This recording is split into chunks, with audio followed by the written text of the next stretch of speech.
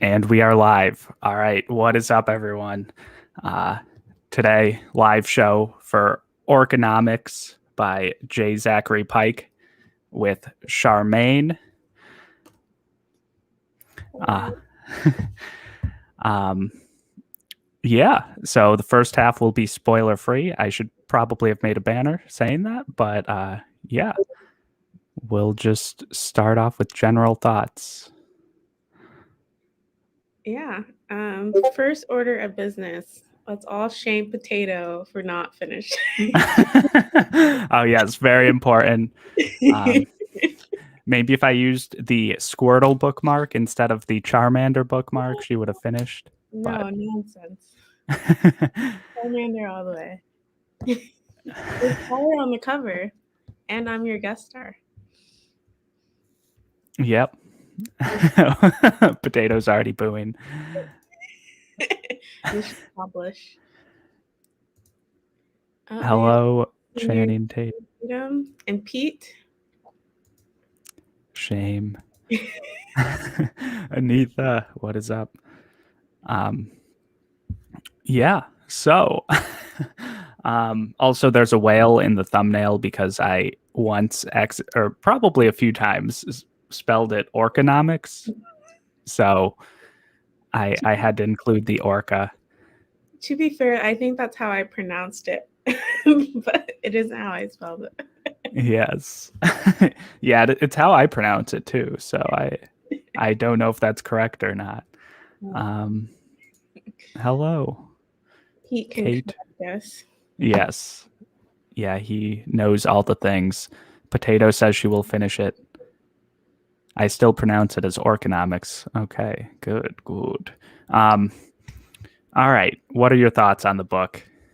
I really liked it. I didn't suspect, like I've been kind of in a weird reading mood lately, which is why I put it off to the last minute. Because so I was worried that I would not like it just because my mood is kind of like but I actually really ended up enjoying it. There were a lot more themes explored. I know there was a lot of economic references, and which some of them I'm sure went over my head. I haven't visited economics since college, but I also enjoyed a lot of the social injustice themes that were explored. That's what really gravitated me towards the book. And I, not gonna lie, got emotional in some parts, but which I wasn't expecting. So I really enjoyed my read. Yeah, it definitely explores like all of like both like race stuff, class stuff, and class like socioeconomic class, I guess, because class is like ranger or elf or no, wait, elf's race. I don't know, ranger or warrior or spellcaster or whatever too. But yeah, and then there's the economics. It's not like too difficult, I don't think, most of the references.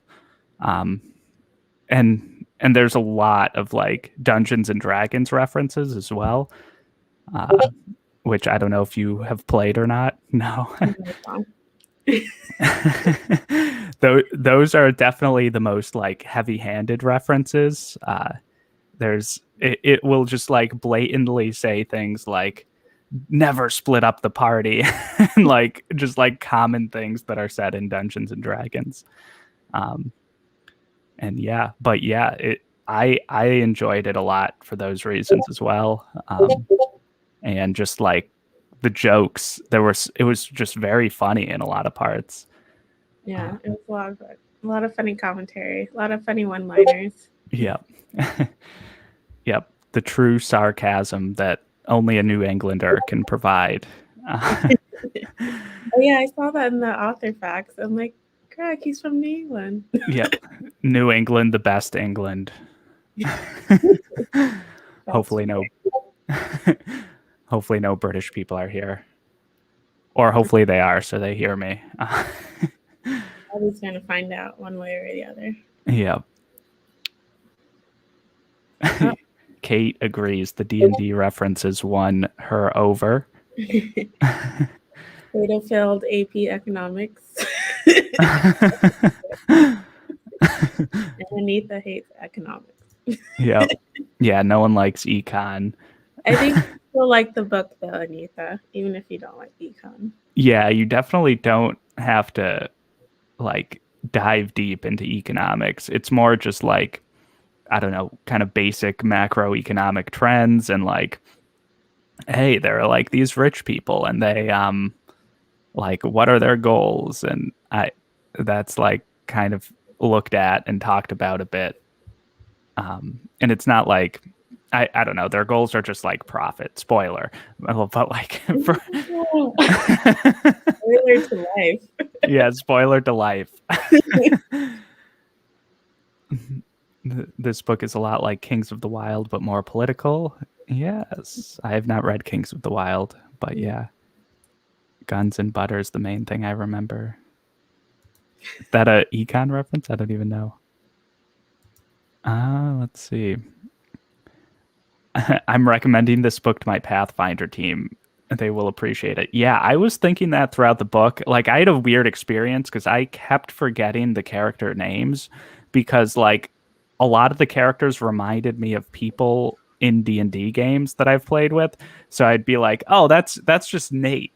Like, and I just like don't know the bard's name still right now because I'm always and like a lot of like the characters I just don't know their names.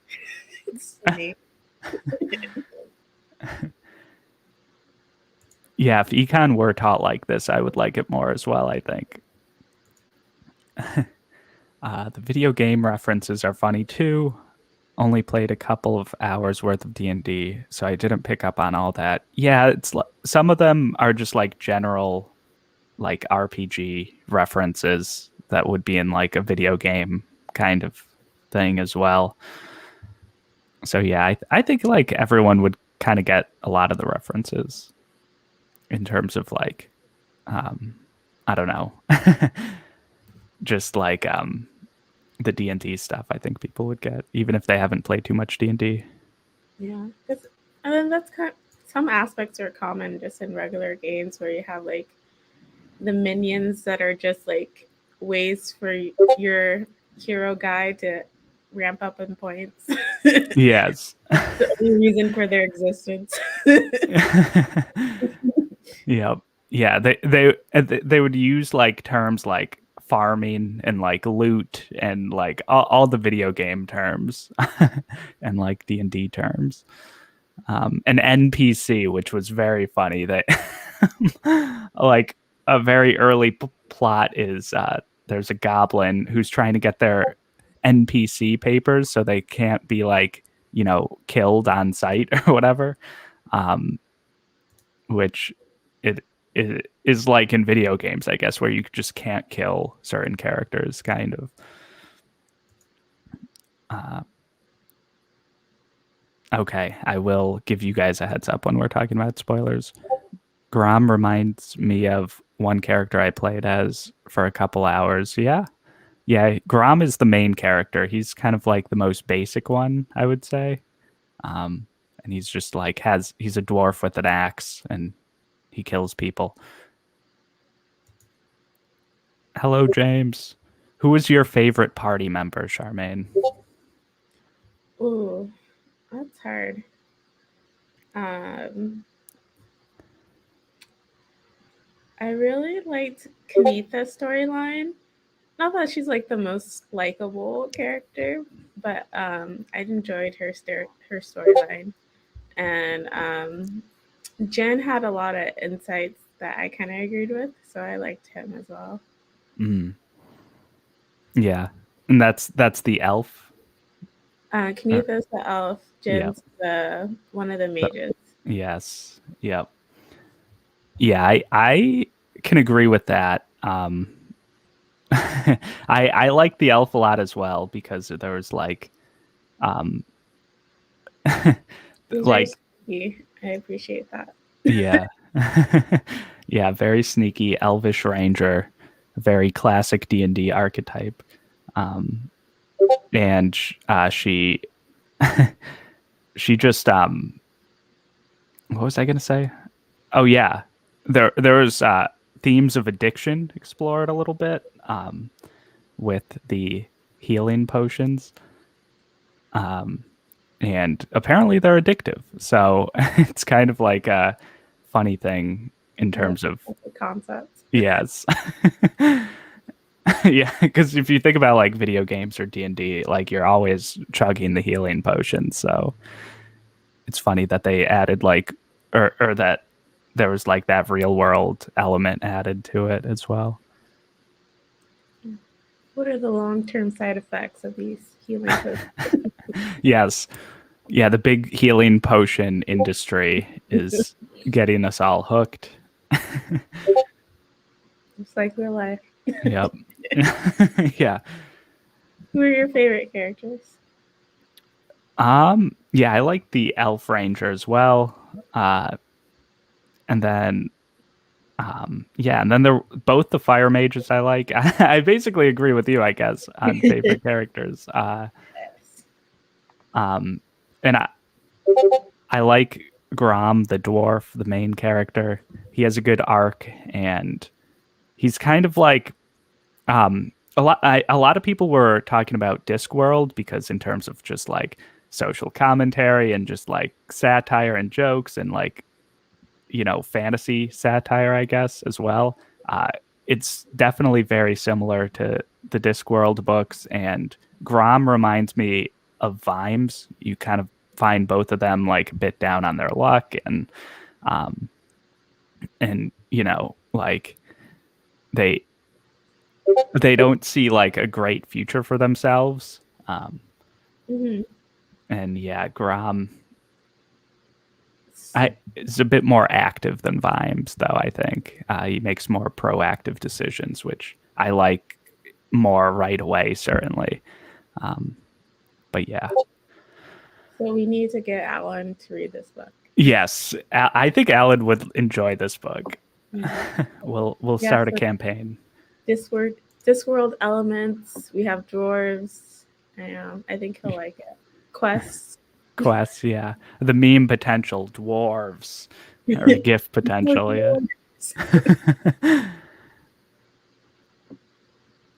Elves aging affects their mental state. Yeah, that's cool. I loved Thane. He was in my top 10. Mm. Grom definitely reminds me of Vimes, but I think he had more hope of making something of himself. Yeah, definitely. Vimes was very down on his luck when we first encounter him. Yeah, Grom has more hope. What is this book about? Okay. Do you want to give a synopsis? So we meet our main character from he's kind of he's an ex-hero. He's been outcasted and shamed, and this is very early on, like first chapter. He ends up saving a goblin who is kind of the shadow cast, and who is like the fodder for the heroes. So usually heroes just kill goblins on sight without questions asked. So he ends up saving this goblin, and it's following him around, and through trying to save the goblin, Gorm and the goblin gets recruited on this kind of quest that ensures death on it all involved, and you kind of go from there. Yes, yeah, they are. They're like part of a prophecy to complete a quest, which is obviously a very funny fantasy trope or very common fantasy trope. But I loved that they're like the 43rd group of heroes to go on to be like the prophesized hero or whatever. That cracked me up so much. This is the chosen one. 43rd time's the charm. Yes, exactly. It's like, oh no, this time we're definitely right. It's these guys for sure. The prologue as well sets the tone pretty well, I think. Oh yeah. Because I told Katrina to just read the prologue, and she's like, "Oh, this is the Princess Bride." Yeah, I was thinking Alan and Katrina need to read this. Yes. Yep. Yeah. Any Discworld fan, I think, anyone who plays D&D would enjoy this. Yeah, I'm trying to think. A lot of people would like this, I think. But yeah, those two groups in particular. Mm-hmm. Maybe everyone but Klaus. Yes, everyone but Klaus. I don't know if he's read Discworld, but maybe Klaus would like this too. Fantasy World Economics, which I love. Yes. If you don't like, maybe if you're someone who doesn't like real world themes in your fantasy. Yes, that's like true. Even though it does take a lighthearted approach to it, maybe you won't like it. Yeah. Yeah, I don't think it's like too heavy-handed in the real world themes for the most part. I think it's more heavy-handed when talking about like D&D stuff and like video game stuff, or more like explicit, I guess. Certainly early on as well, where it's like, oh, the number of adventuring groups that disbanded because one person like killed another person or something, or like, and it's just like, I don't know. I thought of like just every D&D interpersonal conflict I've ever had, like while playing with people.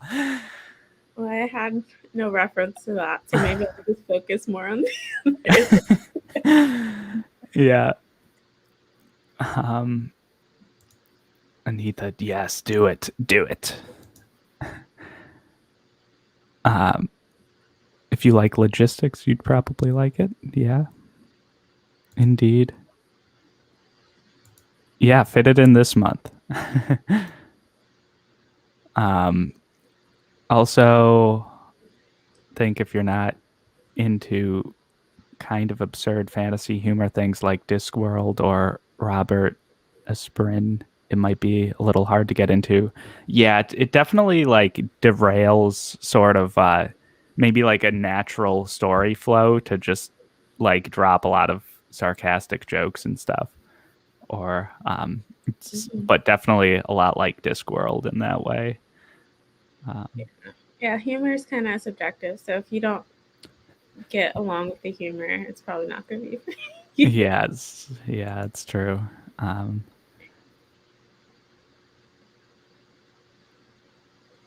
I know of a D&D party that disbanded because two of them hooked up and there was tension. Tea. Potato has all the tea. Yeah, potato, stay tuned. I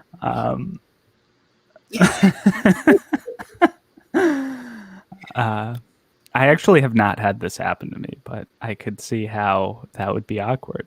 You should have wrote the tension into the game. They could have, yeah.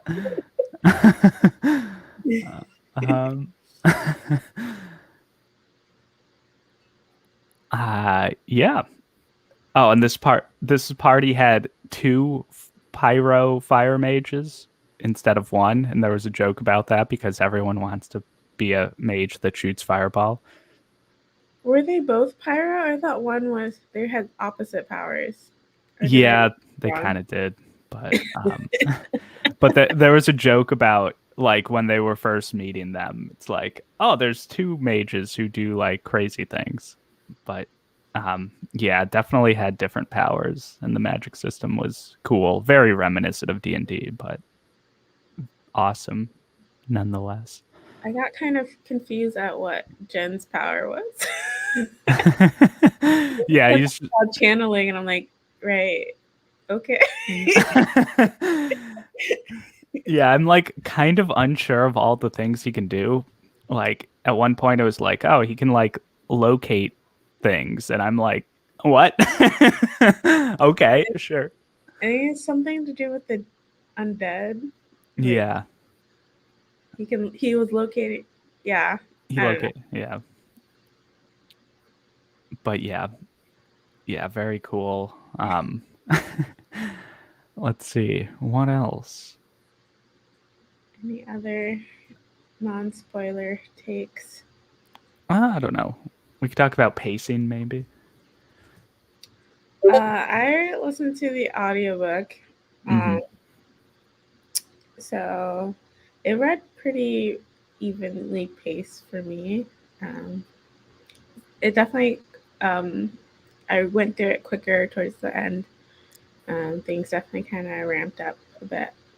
But yeah, I didn't have any issues with pacing. Yeah, neither did I. The end was definitely faster paced for sure.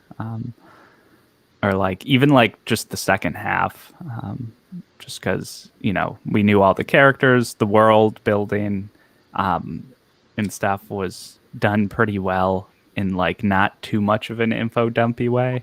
Mm-hmm. Um, and I thought it was good, very good. Um, yeah, I don't even know. Any of you who haven't read it, any questions that you have? Yeah, questions, comments, concerns.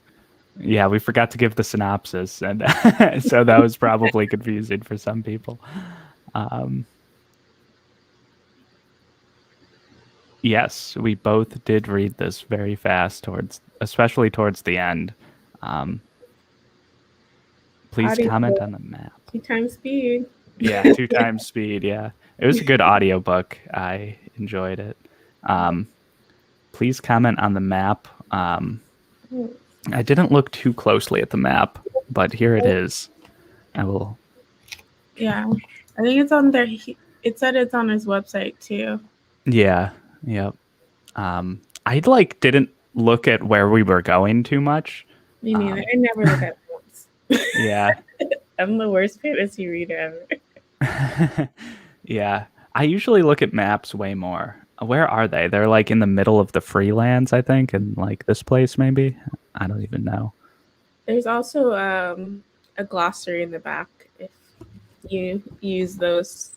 I don't use those either. Yeah.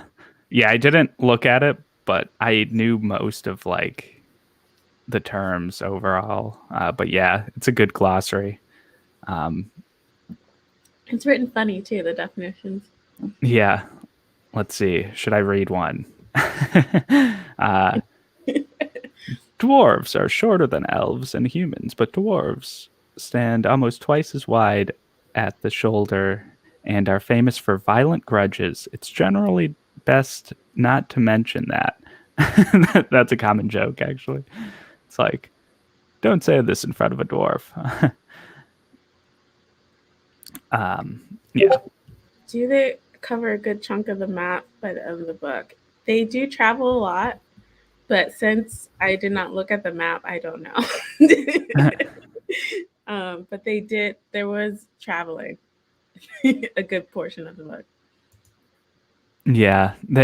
There's quite a bit of traveling, but definitely some places that they don't go. But the sequel is twice as long, so I'm sure they definitely hint at going to one of the places where they didn't go. Um, there's the sequel though. The title will make more sense after you've read the first book. Yep. I was like, oh. Yeah.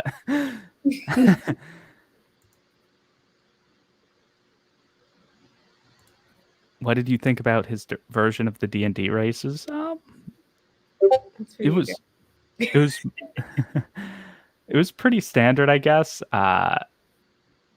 Like elves aging weird, which Kate mentioned.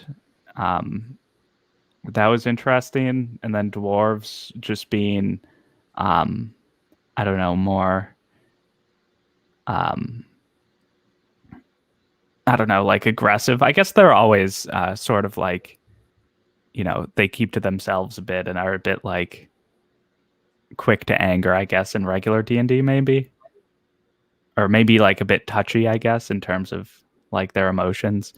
And in terms of them not wanting to like be like sexual, I guess, or like even think about like kissing or whatever, or like anything.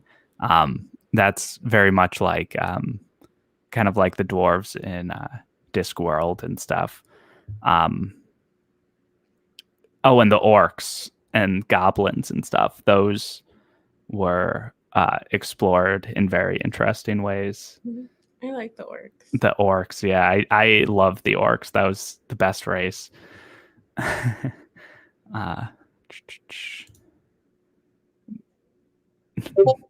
No love, only money.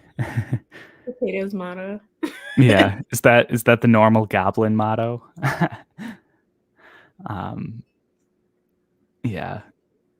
Let's see. Yeah, that's probably all we can say for non-spoilers, I think. So we can get into spoilers. How do I do banners? Let's see. Create banner. Spoilers. All right. I feel like there's a lot of spoilery things to talk about. Yeah. Bye, Anita. Bye, Potato. Bye, friends. Anyone else who hasn't read it. See you in the future. We come back to this video. Oh yeah, that could be a dwarven motto as well. No love, only money. Yeah. I'm sorry for kicking you guys out. All right.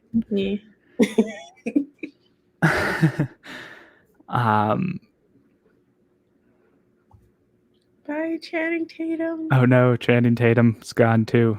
Half our audience. Yes, I am always right. Charmaine is always right. All right. Let's see. Where I don't even know where to begin with spoilers because a lot of things happened. Why don't we start with our favorite scenes? Okay. You go first. All right.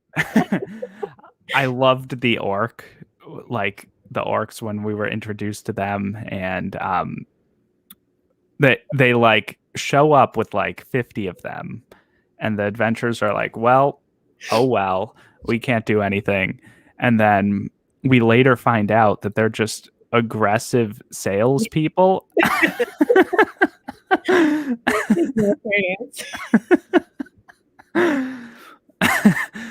And it was just so funny. Oh my gosh. Yeah. Whole section had me dying. Yeah. Oh, that was I was basically dead, and it's funny because they're like, what do you mean the green beads are on top of the orange beads? Like, how did they not realize that we were just selling things? I'm like, why'd you take our weapons? Like, because they're inferior weapons. Yeah, we're selling you much better weapons.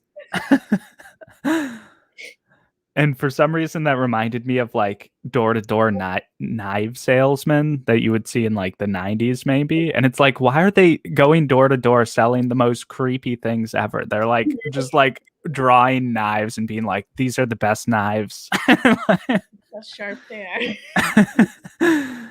Oh, man.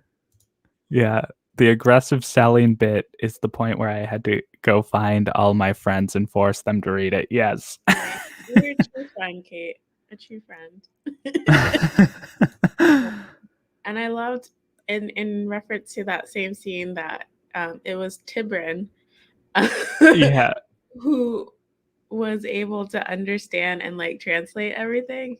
And it's like, because the whole party except for Tibrin was like ready to like fight these orcs. Yeah. The orcs are like trying to like be all hospitable. And they're like, what is going on? And turns to find out not only are they misunderstanding the orcs, but they have been misunderstanding Tibrin this whole time. Yeah. Yeah, they yeah, they called him Gleebeck or whatever. And then they're like, and then he's like, no, that's not my name. But he there is a language barrier. But yeah, oh man. Poor Tibrin. Poor Tibrin.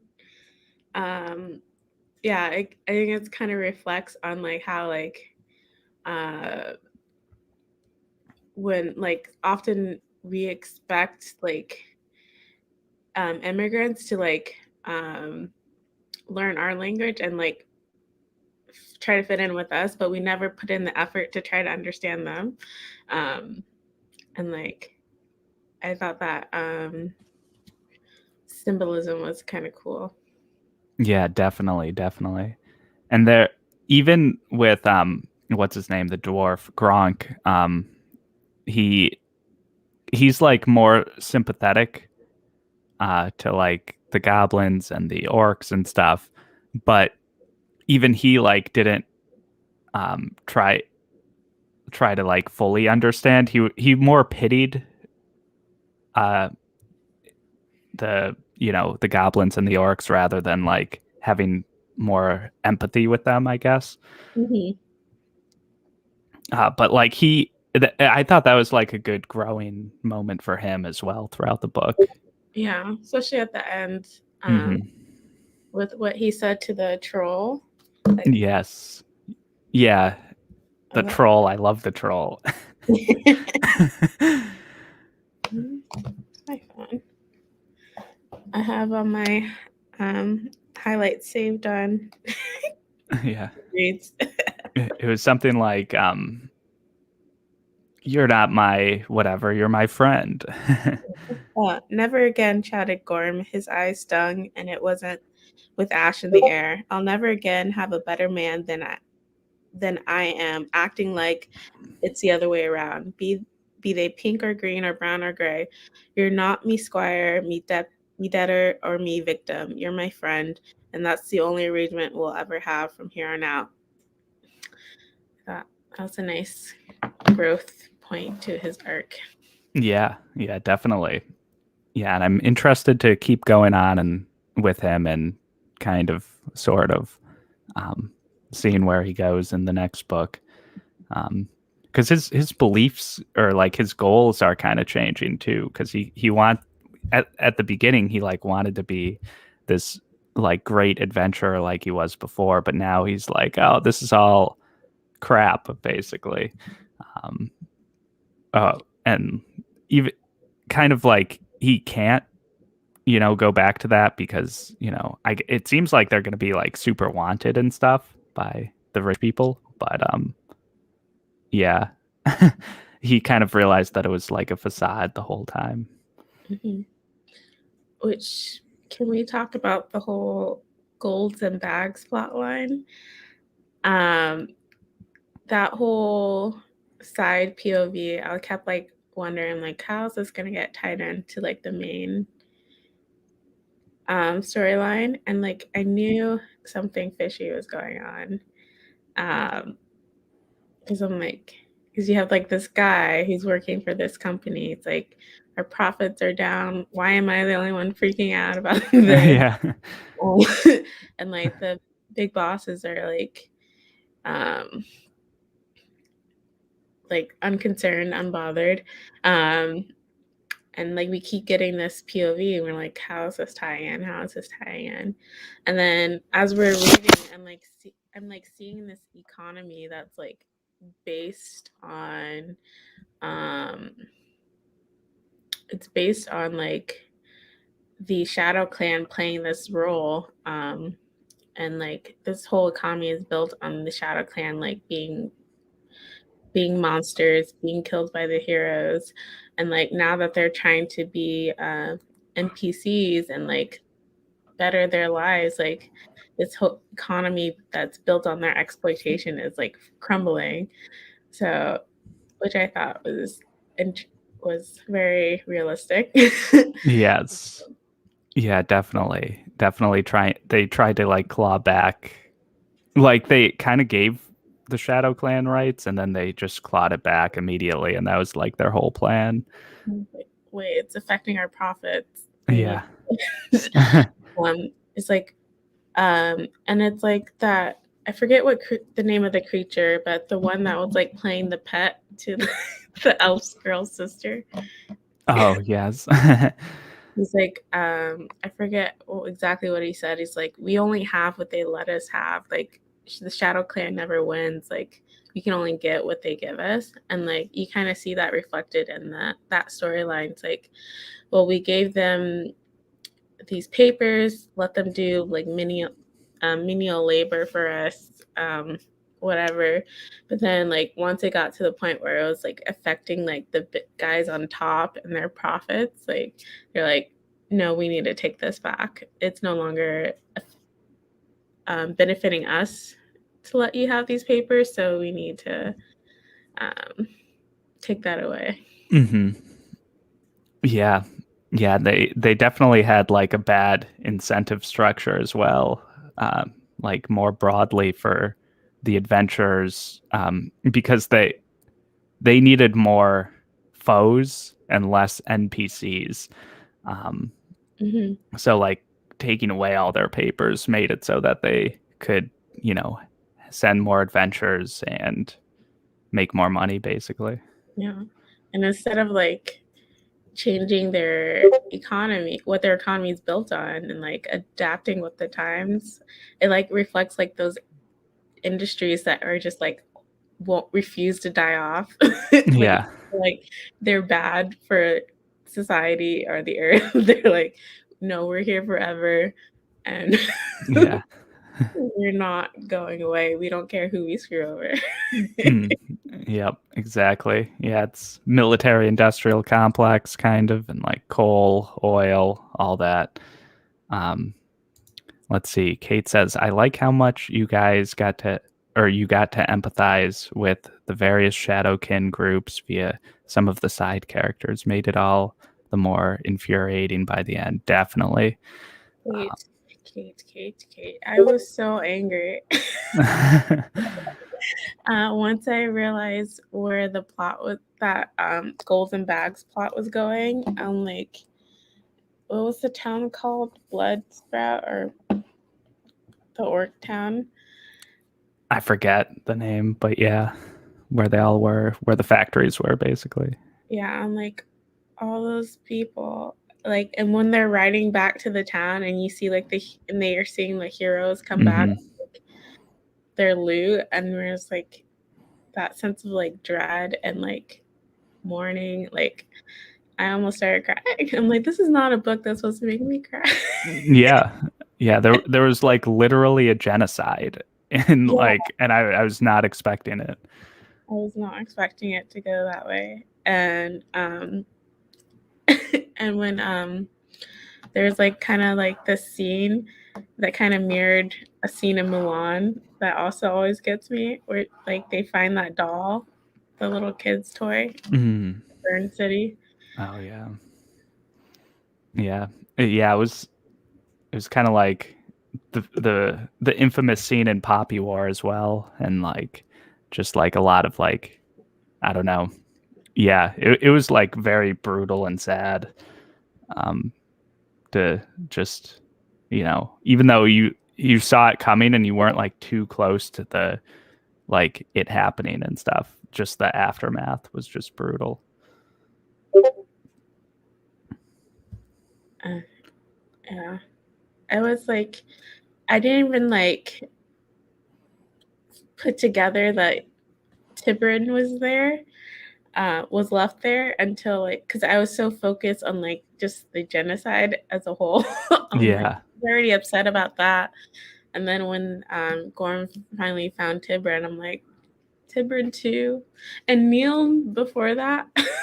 Yeah. That Uh, was, yeah, he told us, he's like, don't split up the party, and they split up, and I didn't even realize like Tipper like like they split up before that, and I should have realized, but I don't know.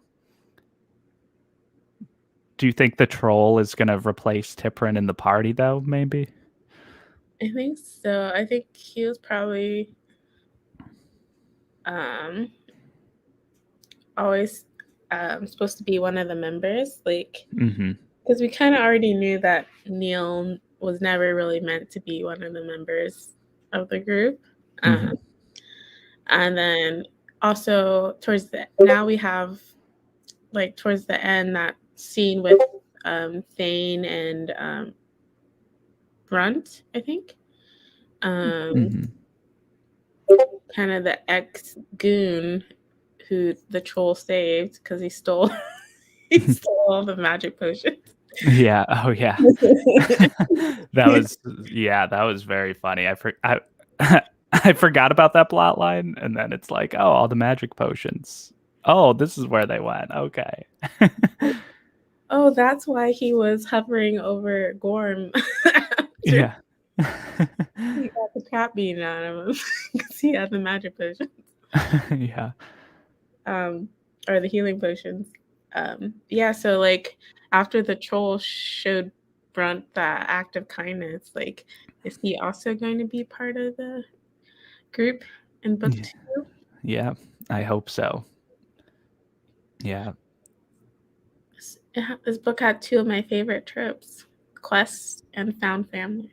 Yes. Definitely both of those. Uh, I wasn't even expecting the found family right away. But then I guess that makes sense for a D&D adventure because there's always kind of that trope.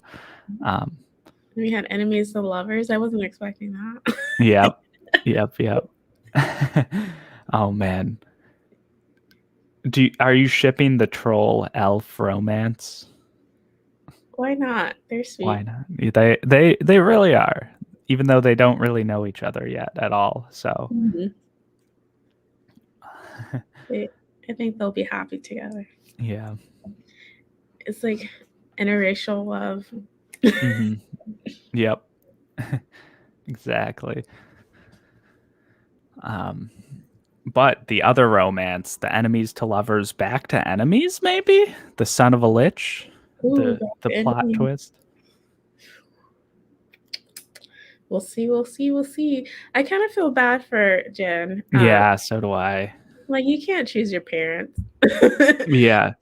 The whole conversation between Gorm and Thane, when they were talking about Jen, he's like, you can't. Thane was like, you can't blame him for having a bad childhood, and he's like, what do you mean bad childhood? He's a son of a monster. He's like, and Thane's like, so am I. But like, yeah, you can't really change who your father was, even though like there's no doubt like he's a trash father, just like the way he kept like after seeing his son like 20 years post death, he's like saying is like fix your posture. Yeah, that was so funny. He like leaves and he's like, sit up straight, and then he just keeps going. Yeah. So yeah, he's obviously a trash father, but like I still think like there's more to like his father's storyline. Like like when Jen and I forget her name, how to pronounce her name, like Lorraine, whatever. Yeah, the other witch or wizard, whatever. Um, Yeah. when she was saying, when they were having that conversation after she found out who his father was, she was like, everyone knows the story, Jen, and like it's common knowledge. And then Jen's like, well, if I gave 3 whiskers for what's common knowledge, I would have overpaid. That's not even the true story. And turns to find out is like his father was set up by the king. So like we have like this revisionist history plot line. So like how do we know what's real? Mm-hmm. Jen's father may be a trash father, but is he a bad guy as far as like the bigger plot line? Yeah. He can both be like a bad person, but be like the enemy of. Well, it could be like an enemy of my enemy thing that goes on in the next book. And what was this research he was conducting? Like, what is he trying to expose? Yeah. Who knows? We will find out, certainly. And I think that was set up pretty well in this book. Like, it was the right ratio of like setup for book 2 and like actual plot in book 1. Let's see. I felt so bad for Jin with all that. Yeah, Jin Yeah. got the short end of the stick, which probably is why he was like so hard on himself and so hard on Lorana, because he just had to prove himself. Since Yeah, definitely. Yeah, I would have been sheltered or like, I don't know, secretive or whatever about my past if I were in his shoes as well. Yeah, because it probably would have meant death for him. Yeah. Yep. Yeah, it was like very sad for him, but I like couldn't help but laugh because he's like there was a song or whatever about me called Cold Feet Wet or like Warm Pants or something. I just like died laughing. I hear it's very catchy. Yeah. Yeah. Yeah, it's just like the laughing at like just being like hated by everyone, like just being able to laugh about it or whatever. It's like, I don't know, we all need that a bit, I think. Yeah, I like Jin. Yeah. Yeah. There was another scene that I really liked. It was when it was in the side plot where they were talking to the king, like the rich investors and like the person with the charts and stuff, and it's like, well, you can't raise our taxes because our profits are down, and they're like being like, oh, like the business owners, the adventure capitalists are like, oh, our profits are down 6%, and the shares in like the industry of adventures and whatever, it's down like 4% and like 7%. It's down, and then after they're like, oh, we're totally fine. We just they basically just said all that stuff to like deflate their assets so their taxes wouldn't get raised. Typical. Typical. Yes, exactly.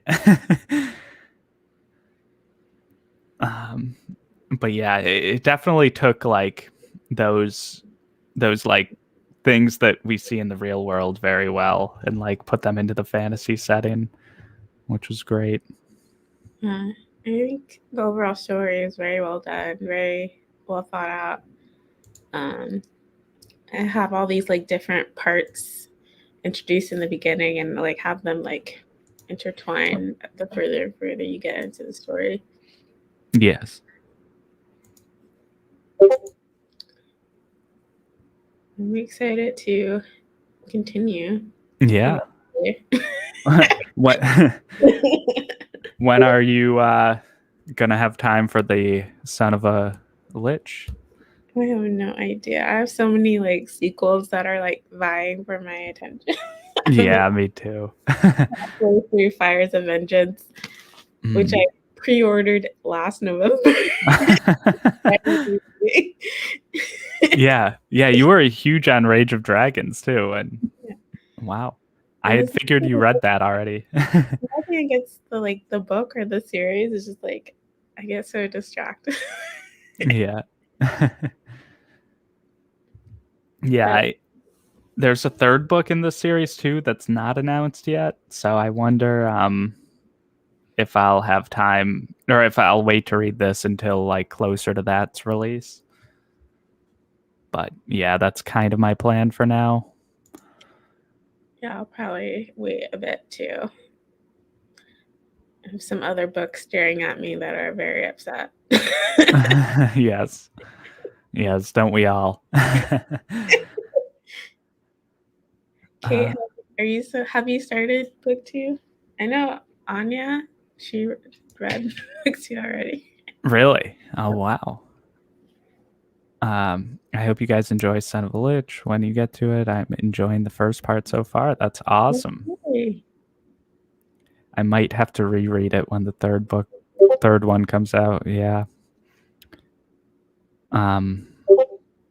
Yeah, definitely. Yeah, depending on how far the wait is, I might have to reread. Yes. For me, it like I I feel like I may not even have to reread it because these are like It's just life. characters. Yeah, it literally is life. Like in terms of the world building, it's life, and in terms of the characters, they're like literally human beings in my life. Like more so than any other book. That's funny. um Yeah, I want to see like if he has like a backlist of books or something. yeah, it was saying in the back of the book there was some other things that he had written. I'll have to look into it. Also, in my research, I discovered there's a board game called Orconomics with 11 ratings on Board Game Geek, and I don't think it has anything to do with this book. So, Oh, uh, if you guys haven't read King of the Wild and you like this, then you should definitely read those as well. Yeah, yeah, people have been saying that, and I have not read King of the Wild, so definitely one that I might check out. it's in Kindle somewhere. You own the book, Charmaine? Yeah, I have it on my Kindle. Oh, okay, nice. Ah, yes, you're Oh, you sneaky. sneaky, sneaky. Like, wow, so many people are recommending. You're just the same person from 10 accounts.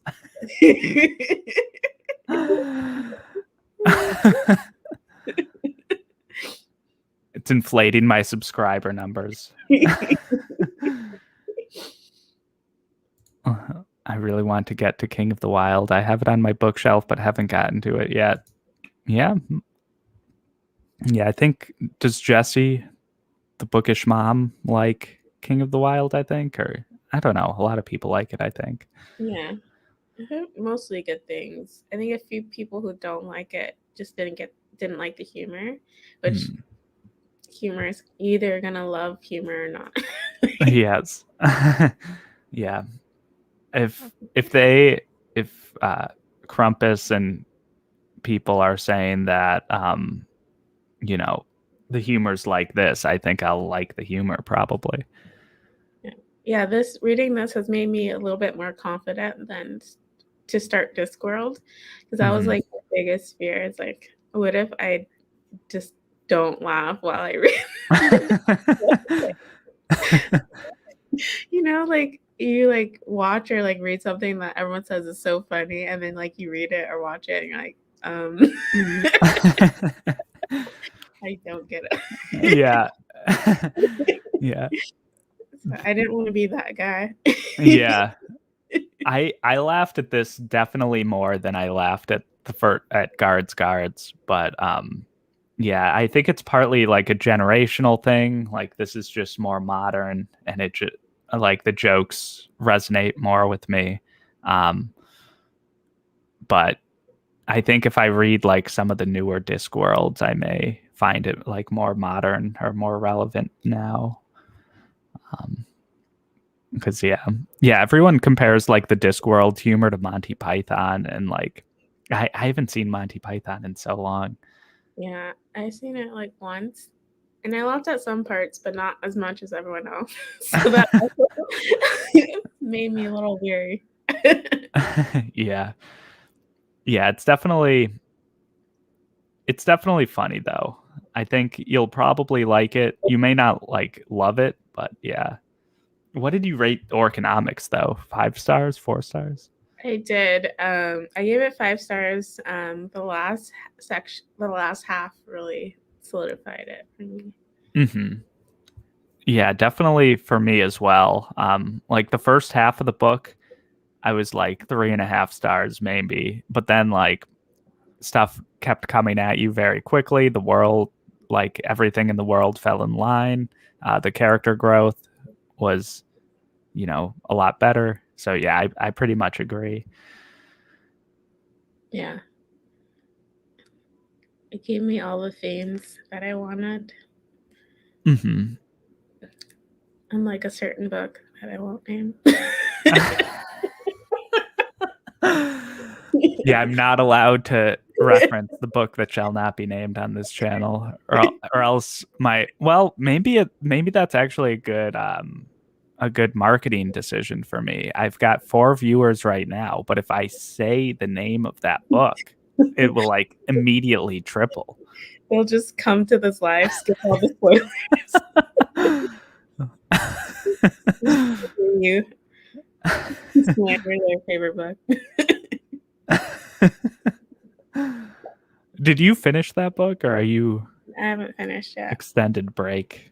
Extended break. Yep. 44%, I think. Oh boy. Now you can't give me crap for taking so long to read that book. Yeah. I will always give you crap, Jared. That's true. That's fair. You have to find different reasons to give me crap now. I don't think that'll be hard. Yeah, it probably won't. There's an orca whale in the thumbnail to this video, so I hope you like Discworld. Definitely not for everyone. We'll get used to. Yeah, I'll see if I can join the buddy read in October for guards. We'll see. Yeah, it doesn't take too much time. It's not too long of a book or anything, and yeah, I think it's cool. And yeah, I agree actually that written humor doesn't make me laugh as much as like TV humor or whatever. I think the reason I find like Murderbot and this book so funny is because I listened to it on audio, and I think both narrators did a good job of with the humor aspects of the books. So, which I'm a little worried also about Discworld, because like Alan says, you have to read it to get a lot of the jokes, because it's like written. It's like play on words. So we'll see. Hi, Sam. Hi, Sam. Bye, Sam.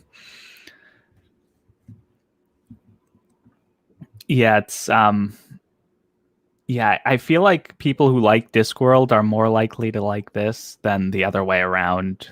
Orconomics people liking Discworld, but I think they're the audience.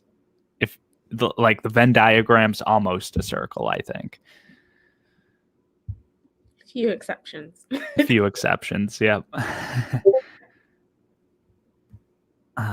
But yeah, we've made it. We've done an hour of talking, basically.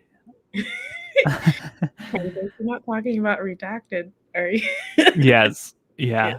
It was inevitable that we would have a 5-minute conversation about that as well. But yeah, everyone, Charmaine, where can people find you? Goodreads, Instagram? Instagram, through at Traveling Through Books. I'm on Goodreads as well, and then Discord. I was gonna say Discord. Discord. I'm on there, and then on random live shows. Yes. Yep. That's the way to do it. I'm thinking, actually, because then you don't have to edit videos, which is not fun. I may just only do live shows from now on, because I have just my hate for editing. Live stream all your videos, all your hauls, all your book reviews. That could be interesting. It could be done, yeah. Yeah, I'll go on Twitch as well. I'll reach a different audience. Then we can tell you in real time your opinion's trash. Yes, exactly. There's a good market for this.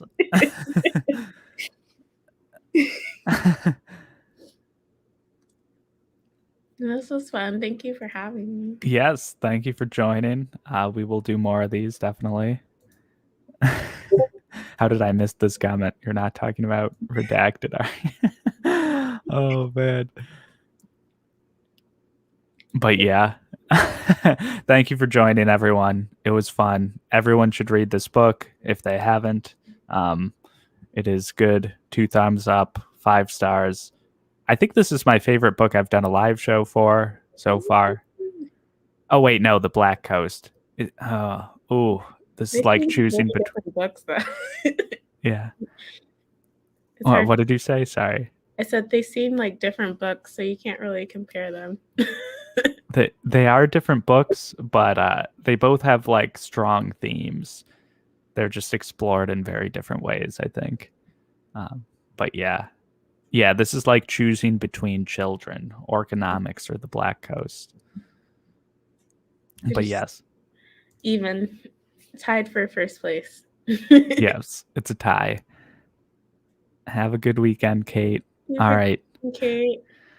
But yes, I will end the live show. So thank you for watching, everyone, and see you guys next time. Bye. Bye.